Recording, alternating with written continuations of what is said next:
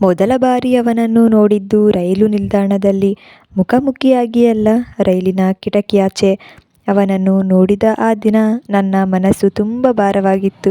ಅವನ ಕಣ್ಣಿಗೆ ನನ್ನ ಕಣ್ಣುಗಳು ಕ್ಷಣಕಾಲ ಮಾತ್ರ ಭೇಟಿಯಾದವು. ಆದರೆ ಅವನ ಕಣ್ಣಿನಲ್ಲಿ ಅಚ್ಚರಿಯೂ ಇತ್ತು, ಕುತೂಹಲವೂ ಇತ್ತು. ರೈಲು ಚಲಿಸಲು ಶುರುವಾಯಿತು.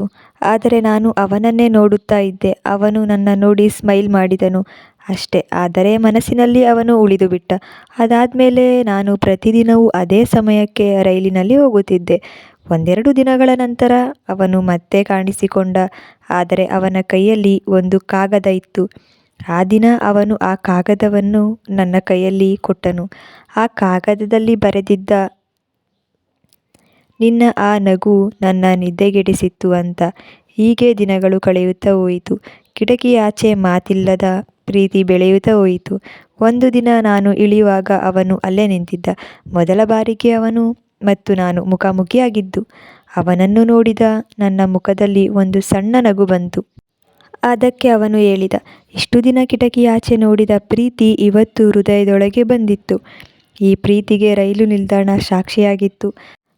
ಒಂದು ಮೌನದ ಪ್ರೀತಿ, ಮಾತಿಲ್ಲದೆ ಶುರುವಾದ ರೀತಿ. ಆಮೇಲೆ ಪ್ರತಿದಿನ ಶುರು ಮಾಡಿದೆ ಕಿಟಕಿಯಿಂದ ಆಚೆ ನೋಡೋಕ್ಕೆ. ಆದರೆ ಅವನು ಬರಲೇ ಇಲ್ಲ.